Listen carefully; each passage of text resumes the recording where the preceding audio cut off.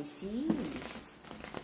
This is a Pisces Sun, Moon, Rising, and Venus collective bonus reading for the month of October. For your personal reading, send me a direct message. Kamusta mga isda? Kamusta? Pisces Sun, Moon, Rising, and Venus collective bonus reading for the month of October. Tingnan natin ang enerhiya ng ating collective. Collective natin. Pisces Sun, Moon, Rising, and Venus collective bonus reading for the month of October. Collective energy ng ating mga Pisces, please. Collective energy ng ating mga Pisces. Collective energy ng ating mga Pisces. Okay? Ang nag-iisang account ng Music Siren ay kay Angeles 11. Any messages coming from a different account? Hindi po ako yon. Alright? Pisces Sun, Moon, Rising, and Venus collective bonus reading for the month of October. Collective energy, please. Collective energy, please. Collective energy, please. Alrighty. Let's see kung ano meron para sa ating mga isda. Sadness. Saan ka nakakita ng malungkot na isda? Anong kinakalungkot ng isda na yan? Let's see. Okay. Sabi ng ating mga Pisces, sobrang tagal mo nang naging strong. Strong and independent. Okay? Pero nalulungkot ka because sabi mo, kung ikaw ay naging sandalan ng mga tao, gusto mo naman this time, ikaw naman ang baby girl. Okay? Gusto mong i-communicate sa yung person na parang hindi pa pwedeng this time, maalagaan ka naman, you've been so strong for like a certain chapter of your life at napapagod ka na. Okay? Even sa relationship na parang lagi na lang ikaw yung bigger person, ikaw yung nakaintindi, ikaw yung umuunawa. Okay? Alam mo na meron ka rin namang pagkakamali at may mga pagkukulang at meron kang mga kailangan pang malaman, okay? About situation, buhay, career, okay? Life in general. But you're very confident na marami ka pang pagbabago. Kumbaga, there's so much more in store for you, okay?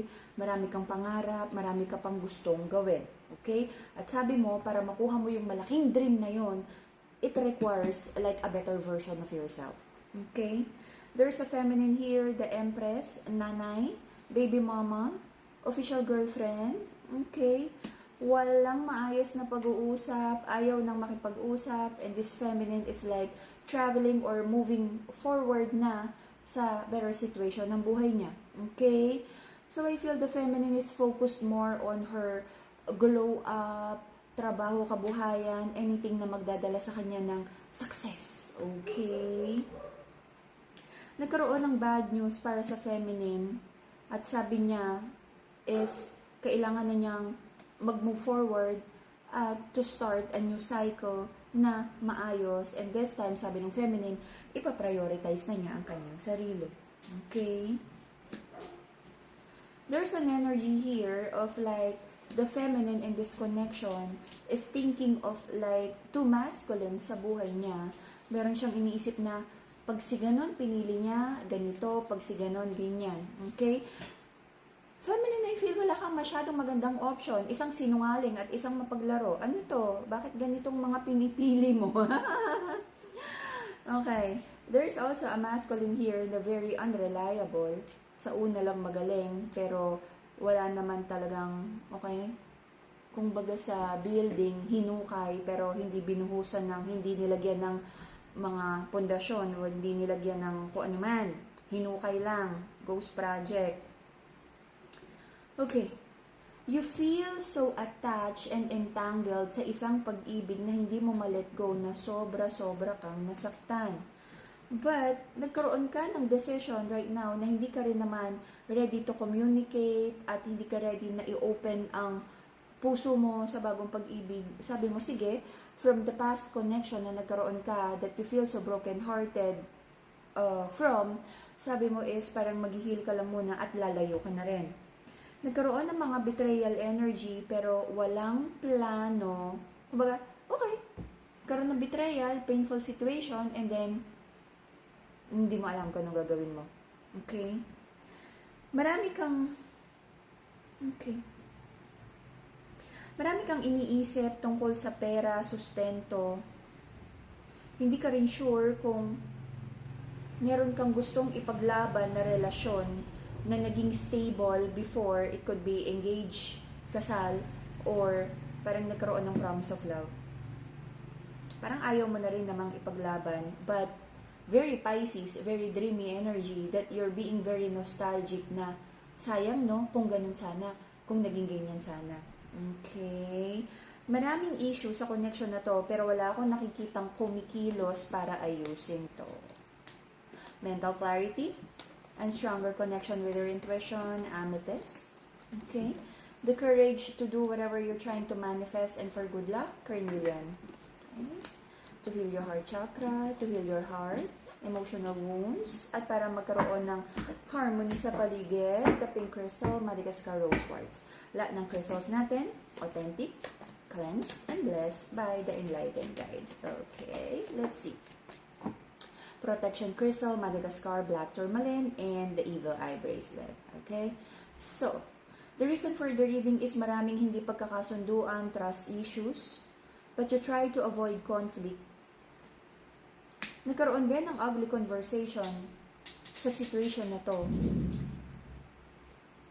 But I feel hanggang ngayon, napakarami pa rin hindi pagkakaunawaan. Hindi pa rin naaayos. Same old garbage ng relationship. Meron kang pinagpe-pray na tama ba na hindi mo nakausapin, wag mo nang tulungan, hindi ka na mag-reach out, tama na, i-cut off na. Meron ka ring iniisip na lahat ba ng naging effort mo, not just love, but family at mga taong nakapaligid sa'yo ay nasayang lang ba? Na-taken advantage of ka lang ba? Pero sabi mo, okay lang. Kaya mo namang tumulong, kaya mo namang magbigay ng love. So, it is what it is. Right now, ang ating mga Pisces, maraming confusion, maraming iniisip, maraming plano, gulong-gulo ang utak mo, overthinking na malala. Meron kang gustong kausapin, i-reach out, mag-offer ng love, apology, conversation, kung ano man. Pero naguguluhan ka. Tama bang kausapin pa ang tao na to? O bitiwan na? Kung walang maayos na closure, hahayaan mo na lang ba na ganon? Kumbaga, ang closure na lang ay wala nang kumikilos sa inyong dalawa to fix the situation and that's enough closure already. But, there's a very, na parang sabi mo, bakit ikaw? Bakit ikaw gagawa? No? Okay? This could be pride, ego, or confidence na hindi ikaw. You feel na siya naman yung magre-reach out eventually. Okay? Your person. Your person is focused on kabuhayan, kaperahan, anything na magdadala ng financial blessings and stability. Okay? Marami rin siyang hinihintay na harvest time. Focus siya sa mga bagay na maganda para sa buhay niya. Alam mo, tong person na to, nag-walk away na to sa'yo eh. At nagpo-focus siya sa kabuhayan, kaperahan, personal growth, glow up, at nagbubunga yon ng maganda. Okay? And if you're wallowing, if you're marinating yourself sa sorrow, sa overthinking, talo ka. Kasi siya, lumalaban siya sa buhay, at nagpa-planting season siya, at umaani siya. Okay? This person is like focusing on herself, yung confidence niya sa buhay niya. So, if there's also a masculine here na parang mayabang pagdating sa ibang babae, pero sarili niyang jowa, person, asawa, hindi niya maalagaan. Pero pagdating sa ibang tao, dami niyang pera, dami niyang tulong, dami niyang effort. Okay? May ganung klaseng tao, no? So, meron ka mga doubts kung mahihil mo pa ang situation na to. You're observing and you're analyzing kung worth it pa ba. Until the end of January, there's a feminine in this connection na maraming aayusin, itataguyod ang kabuhayan, kaperahan, kasi sabi niya marami siyang goals na hahabulin, maraming bills, maraming gastos towards the end of the year, so hinay-hinay lang sa kaperahan, kabuhayan. And I feel, no, regardless of the gender, this is like nagkaroon na ng lesson sa ating mga Pisces na ingatan ang hard-earned money. Okay? So, there's a feminine in this connection na uunahin niya ang kanyang kaperahan, kabuhayan. But it feels like meron siyang ile-let go na toxic love connection because wala siyang nakikitang pagbabago or genuine effort from her person. Kaya sabi ng feminine, mas makakabuti na unahin ang kaperahan, kabuhayan, kung ano man yung mga inaayos para sa sarili. Hindi ko nakikita na magkakaroon ng like realization anytime soon. Yung toxicity sa relationship, yung addiction, like babae, substance, alak, ego, nandito pa rin. Wala akong nakikitang maayos na pag-uusap. It could be blocked or very limited communication because of ego niyong dalawa. Anymore? Okay. I feel there is a masculine na gustong bumalik. Wow. Someone is having a bad karma. At gusto niyang bumalik sa kanyang feminine because he feels like kaya siya kinakarma because of mga binigay niyang painful situation sa feminine. Magkakaroon ng apology, peace offering. Susubukan niyang lambingin ng feminine na ma-fall na naman, but this is more about the passionate connection. Wala akong nakikitang totoong offer of love. Dadaanin niya sa passion, lambing, ang feminine.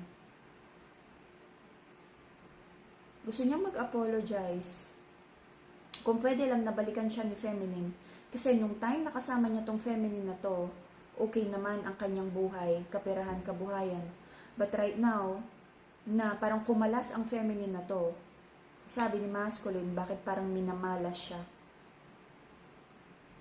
So parang sabi niya, gusto niyang itama, ramdam ng masculine na merong like a bad karma na nire-reap yung mga maling decision na ginawa niya sa feminine. Alam mo, yung karma, good and bad, hindi natin yan matatakasan. Kasi yan yung bunga ng mga ginawa natin in the past. Magbabago yan? Oo. Mag-plant ka ng good seed. Okay? Mag-plant ka ng mga magagandang, charity or apology or ayusin mo yung ugali mo para yung next na harvest mo maganda na. Someone feels so stable nung connected pa siya sa feminine na to. But the moment na humiwalay si feminine, someone's financial stability crumbles. Pero hindi naman enough yung sorry eh. Nababalot ng toxicity ang energy ng masculine here na kailangan mo ng ayusin, okay? Magkaroon ng personal growth, accountability. Okay? Free will. May mga kailangang aayusin dito. Kung hindi na ma-work out ang relationship, apology, and like to make peace with the situation, okay na yon. Kung kayang ayusin, just make sure na totoo na ang love offer. Kasi hindi pwede na i-fix mo ang something broken nang uulitin mo lang yung broken and toxic situation. Mas malaking karma yan, okay? It feels like yung parang nag-i-snowball, rumorolyo, palaki ng palaki yung karma mo, madadaganan ka ng avalanche of snowball na yan, okay? And that would be the Pisces reading for the month of, bonus reading for the month of October. See you again in a few days for your November reading. Bye-bye, Pisces!